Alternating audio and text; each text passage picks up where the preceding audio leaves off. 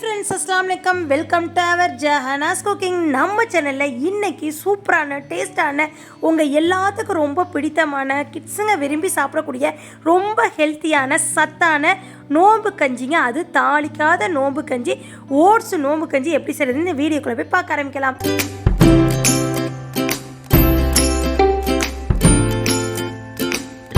அதுக்கு தேவையான இன்க்ரீடியன்ஸ் தான் இங்கே எடுத்து வச்சுருக்கேன்.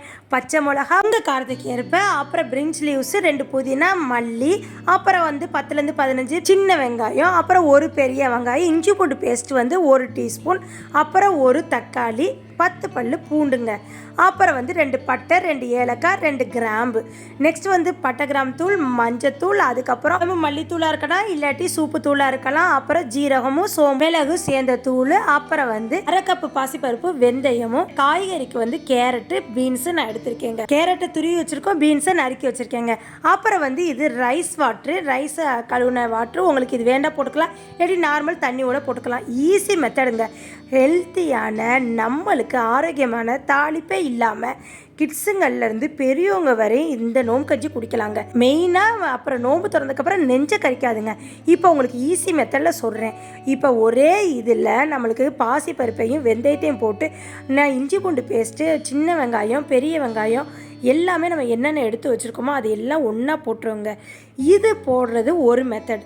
இப்போ நீங்கள் உங்கள் வீட்டில் கொத்துக்கறி வாங்குறீங்க, அதில் நீங்கள் ஃபஸ்ட்டு எண்ணெய் ஊற்றி தாளிக்கிறப்ப இந்த பட்டை, ஏலக்காய் இதெல்லாம் போட்டு தாளித்து அந்த கறி லைட்டாக வெந்ததுக்கப்புறம் இது எல்லாத்தையும் போட்டு விசில் வைக்கலாங்க.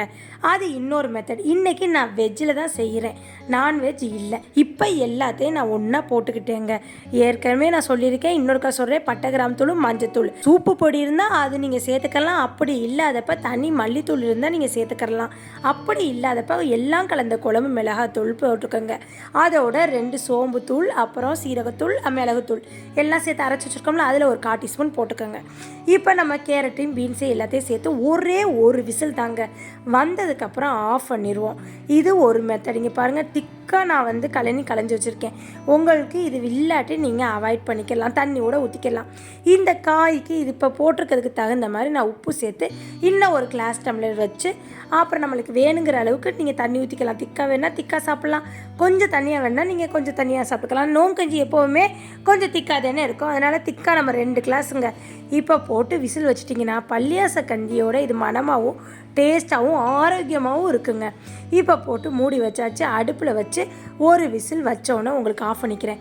இப்போ ஒரு விசில் இதில் வச்சுட்டு அடுத்த ப்ராசஸர் உங்களுக்கு சொல்கிறேன். ஓட்ஸில் 1 கப் எடுத்துக்கணும். இப்போ நான் உங்களுக்கு பவுலில் போட்டு காமிக்கிறேன். இந்த அளவுக்கு ஒரு 1/2 கப்லேருந்து 1 கப்பு ஓட்ஸ் இருந்தால் போதும். அதோட இப்போ வெயிட்டாக இருக்கிறவங்களுக்கு வெயிட் லாஸ் பொடின்னு வருது. உங்களுக்கு இது வேணும்னா நீங்கள் சொல்லுங்கள், நான் தனியாக வீடியோ போடுறேன். பார்லி இருக்குல்ல, பார்லி அரிசியையும் அது ஒரு 100 எடுத்துக்கிட்டு, பார்லி அரிசி 1 கப்புனா அதோட கொள்ளும், நெக்ஸ்ட்டு நம்ம மிளகையும் போட்டு அடித்து வச்சுருக்கேன் அந்த பொடி. அதில் ஒரு 2 டீஸ்பூன் எடுத்து, இந்த ஓட்ஸ் பாருங்கள் இவ்வளோ தான் நான் எடுத்திருக்கேன்.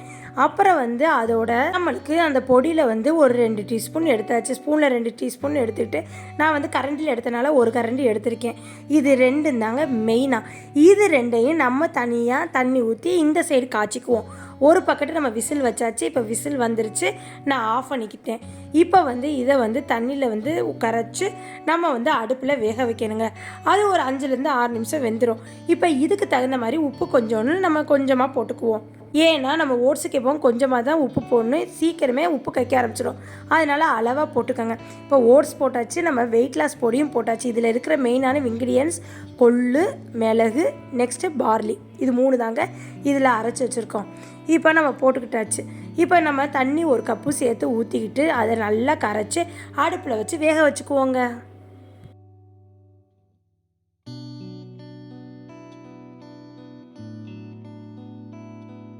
கை விடாமல் கிண்டிக்கங்க. இப்போ பாருங்கள், கொஞ்சம் நம்மளுக்கு ஓட்ஸ் வெந்து வந்துருச்சு.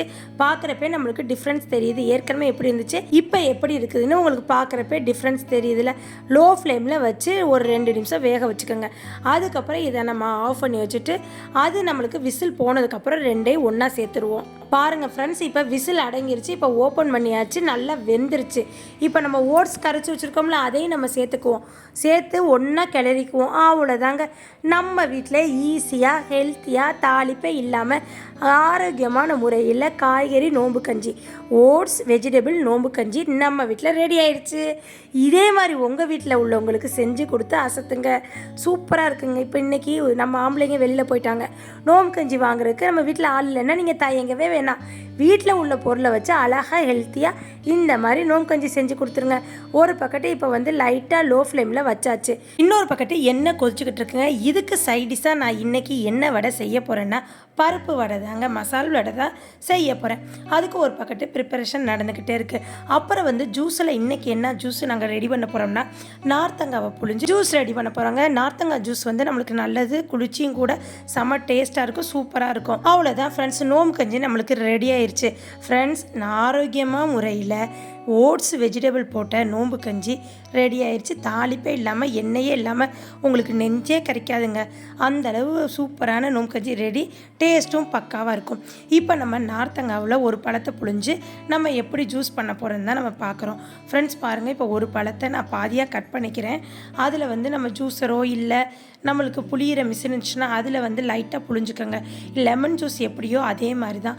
இதிலே நம்ம சப்ஸா விதைகள் அப்புறம் பிசின் எல்லாமே சேர்த்துக்கலாம். நான் சப்ஸா விதையும் பிசினும் போட்டு ஒன்றா ஊற வச்சுருக்கேன். இப்போ பாருங்கள், நான் வந்து இந்த மாதிரி புழிஞ்சுக்கிறேன். ரொம்ப புழிஞ்சிடக்கூடாது, ஏன்னா அந்த தோலில் உள்ள கசப்பு தன்மையெல்லாம் இறங்கிறாதமாக நீங்கள் புழிஞ்சுக்கிறணும். அதுக்கப்புறம் இது ரெண்டையும் புழிஞ்சதுக்கப்புறம் நம்ம லைட்டாக கொஞ்சோன்னு தண்ணி சேர்த்தா போதும். சேர்த்து நம்ம சப்ஸா விதையும் பிசினையும் நம்ம கலந்து வச்சுருக்கோம்ல, அதை சேர்த்து ரெடியாக சூப்பராக நம்ம நோம்பு கஞ்சிக்கு ரெடி பண்ணியாச்சு.